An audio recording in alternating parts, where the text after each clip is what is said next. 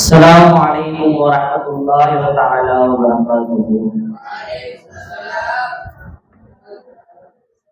نحمده ونصلي على رسوله الكريم أما بعد فقد قال الله تعالى في القرآن العظيم والفرقان المجيد أفأمن الذين مكروا السيئات وقال نبينا صلى الله عليه وسلم إنما الأعمال بالنيات أو قال عليه الصلاة والسلام.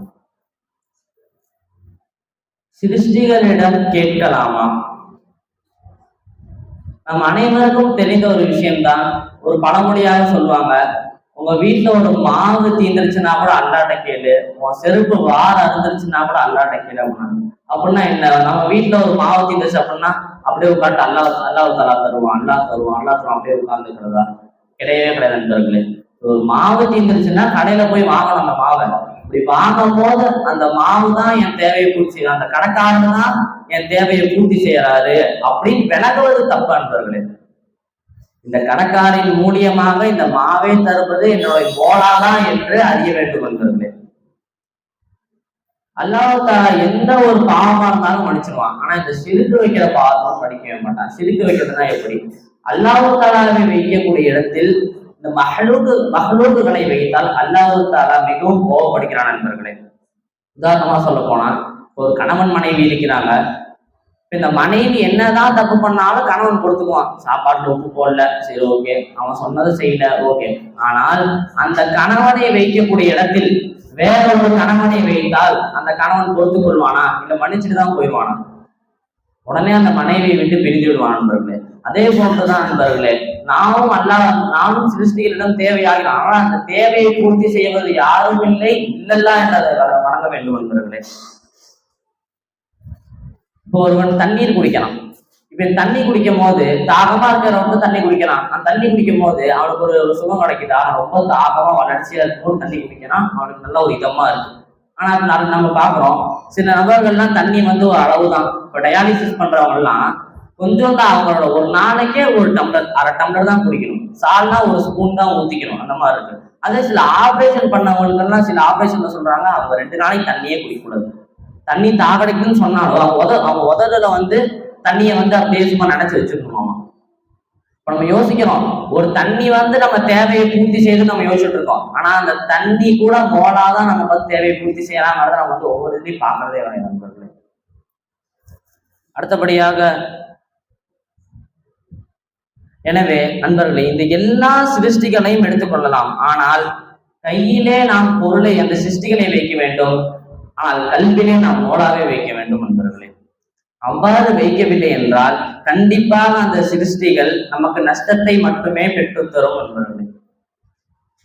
இப்போ அல்லாஹ் தஆலா தனது திருமறையில யாரெல்லாம் மஹ்லூக்குகளை தனது இலாவாக வைத்திருக்கிறாங்களோ அவங்களுக்கு 4 தண்டனைகள் அல்லாஹ் தஆலா தனது திருமறையில கூறி காண்பிக்கிறான். அப்ப இந்த ஆயத்து சூரத்துல் நஹ்லிலே பதிவு செய்யப்படுகிறது. அப்ப அமினல்லதீன மக்கரு செய்யாத், தவறுகளை மறைத்து சூழ்ச்சி செய்யக்கூடியவர்கள் அவர்கள் அச்சமற்றவர்களாக இருக்கிறார்கள் நண்பர்கள். இந்த ஆயத்தில் இமாம் ராஜி ரஹ்மத்துல்லாஹி அலைஹி அவர்கள் விளக்கம் கூறுகிறாங்க. மக்கரு செய்யாத் என்றால் அல்லாஹ்வுடன் ஷிர்க் வைப்பவர்கள் என்று கூறுகிறார்கள். அப்படி என்ற அல்லாஹ் தஆலா அமின செய்யாத் அப்படின்னு சொல்ல, சூழ்ச்சி செய்தவர்கள் அப்படின்னு சொல்ல, மக்கரு செய்யாத் பாவங்களை சூழ்ச்சியாக செய்பவர்கள் என்று கூறுகிறார். சூழ்ச்சியாக செய்வது என்றால் அதை மறைத்து செய்வது. மறைத்து செய்வது என்றால் என்ன? வெளிப்படையில அல்லாஹ் தான் என் தேவையை பூர்த்தி செய்யலாம், அல்லாஹ் தான் என் தேவை. கல்புக்குள்ள அவனுக்குள்ள இதுதான் என்னோட இலா, இந்த காசு தான் என்னோட இலா, இந்த வேலை தான் என்னோட இலா, என்னுடைய மனைவி தான் என்னோட இலா, என்னோட தந்தை தான் இலா, என்னுடைய அம்மா தான் இலா அப்படின்னு பார்க்கறதும் மிகப்பெரிய பாவம் தான் நண்பர்களே. அல்லாஹ் தஆலா அவருக்கு 4 தண்டனை இருக்கிறது என்று கூறினார். அவர் முதலாவதாக கூறினான், அவர்கள் அந்த பூமிக்குள் அழுத்தி விடுவோம் என்று அல்லாஹ் தஆலா சொல்கிறான். அப்படின்னா அவர்களின் பூமிக்கு அல்லாஹ் தஆலா அழுத்தி விடுவானா என்று பார்த்தால் அதுவும் ஒரு வகையில் உண்டுதான். ஆனால் அவன் எதை இலாவாக ஆக்கி இருக்கிறானோ, எந்த ஒரு வஸ்துவை அவன் இலாவாக, பணமாக இருந்தாலும் சரி, வீடாக இருந்தாலும் சரி, வாசலாக இருந்தாலும் சரி, தந்தையாக இருந்தாலும் சரி, மனைவியாக இருந்தாலும் சரி, அவன் எதை இலாவாக ஆக்கினானோ அதை அல்லாஹ் தஆலா பூமியிலே புதைத்து விடுவான்.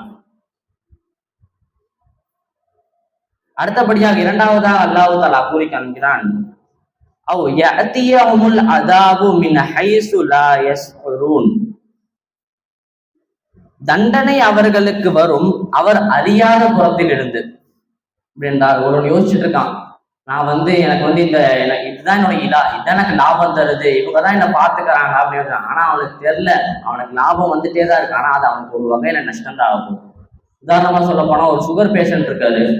அவர் சுகர் ஏற்கனவே காலையில டெஸ்ட் பண்ணவும் 300 இருந்துச்சு. இருந்தாலும் அவர் அந்த அன்னைக்கே ஸ்வீட் இருக்குன்னு சொல்லி ஸ்வீட் அடி நடிக்கிறாரு. அவருக்கு அந்த ஸ்வீட் சாப்பிடவும் நல்லா தான் இருக்கும், ஆனா அந்த ஸ்வீட் சாப்பிட்டதுக்கு அப்புறமா தான் தெரியும் அதோட பின்விளைவுகள் எப்படி இருக்கும் அப்படின்னு. அதனால இந்த இந்த காலத்துல இருக்கக்கூடியவங்களா, எனக்கு இதுதான் என்ன இதுதான் பாத்துக்குது, நான் இதைத்தான் நான் வணங்குவேன், இதுதான் என்னுடைய இதா அப்படின்னு நினைச்சிட்டு எல்லாத்துக்கும் போக போக நல்லா தான் இருக்கும். ஆனா கடைசியில அவங்க கை சேதவாளியாகவே தவிர வேறு யாரும் இருக்க மாட்டாங்க. அடுத்தபடியா மூணாவது அல்லாஹ் தஆலா கூறி காண்பிக்கிறான், அவ் யஅஹுதுஹும் ஃபீ தகல்லுபிஹிம் ஃபமா ஹும் பிமுஅஜிஸீன். அவர்கள் போக்குவரத்தின் போது அவர்களை பிடித்து விடுவோம். போக்குவரமே நம்ம சஃபர்ல போயிட்டு இருக்கோம், அல்லாஹ் தஆலா பிடிச்சிருவானா அப்படின்னு பார்த்தா அதுவும் உண்டு. அது இன்னொரு அர்த்தம் இருக்கு, அவனோட நிலை அவன் நிலையே அல்லாஹ் தஆலா மாற்றி விடுவான். ஒருத்தருக்கு நல்லபடியா ஒரு பெரிய கம்பெனியில வேலை கிடைச்சிருக்கு, அவன் பாட்டு அவனுடைய வாழ்க்கையை ஓடி இந்த கம்பெனி தான் என்னோட அப்படின்னு சொல்லுவாங்க. திடீர்னு எப்படின்னு தெரியும் அந்த கம்பெனில வேலை போயிடும்.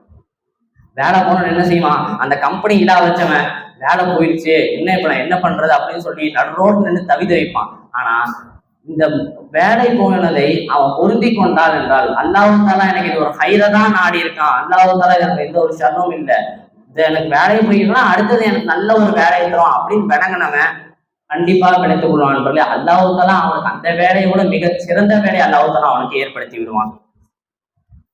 அடுத்தபடியாக நான்காவதாக அல்லாஹ் தஆலா கூறுகிறான், அவ் யஅஹுதுஹும் அலா தஹவ்வுஃபின். அவர்கள் பயத்திலேயே பிடித்துக் கொள்வோம். அவர்கள் இந்நேரம் பார்த்தா அவங்களுக்கு பயம்தான், ஆஹா இந்த வேலை எனக்கு போயிருமோ, இந்த பணம் போயிருமோ, என் மனைவி போயிருவாங்களோ.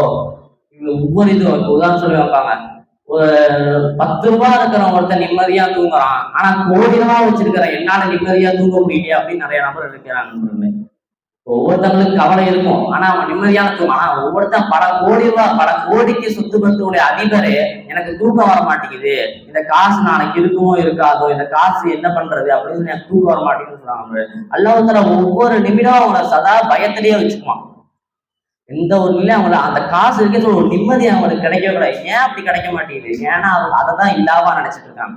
அந்த சிருஷ்டிகளை தான் அவங்க நம்பிட்டு இருக்காங்க. அந்த சிருஷ்டியிடம் தான் என்னுடைய தேவையை பூர்த்தி செய்கிறதே அந்த விளங்கிறார்களே தவிர, அல்லாஹ் தஆலா தான் அந்த சிருஷ்டியின் மூலியமாக என்னோட தேவையை பூர்த்தி செய்கிறான் என்று ஒரு நபரும் இன்றைக்கு விளங்குவதில்லை என்பது. ஏன் இப்ப சின்னதா ஒரு வேலை போயிடுச்சுன்னா அவனை பார்க்கணும் இல்லையா, அப்பதான் திட்டுவான், நான் உனக்கு என்ன குறை வச்சேன், நான் 5 வேலை தொழுதுட்டு தான் இருந்தேன், ஆனா நீ எனக்கு மட்டும் இப்படி சரியே, இன்னும் காஃபிர் தான் இருக்காங்க, அவங்க 5 வேலை தொழுகிறதே இல்லை, ஆனா அவங்களெல்லாம் நல்லபடியா வைக்கிறையே, என்ன மட்டும் இப்படி பண்ணிடுறே அப்படின்னு சொல்லி ஒவ்வொரு நேரமும் அவனுடைய கை சேதத்தை ரப்பின் மேல போட்டாரான் நண்பர்களே. எனவே நண்பர்களே, நாம் சிருஷ்டிகளிடம் கேட்கலாமா என்கிறது கேட்கலாம், ஆனா அந்த சிருஷ்டி தான் நம்மளுடைய தேவையை பூர்த்தி செய்கிறது என்று ஒரு காலம் நம்பக்கூடாது நண்பர்களே. அந்த சிருஷ்டியின் மூலியமாக என்னுடைய ரப்பு தான் என்னுடைய தேவையை பூர்த்தி செய்கிறான் என்று விளக்க வேண்டும் நண்பர்களே. ஆகவே அத்தகைய நிலையை அல்லாஹ் எனக்கும் உங்களுக்கு தந்தல் புரிவானாக. வாஹித் அல்ஹம்துலில்லாஹி ரப்பில் ஆலமீன். அஸ்ஸலாமு அலைக்கும் வரஹ்மத்துல்லாஹி தஆலா வபரகாத்துஹு.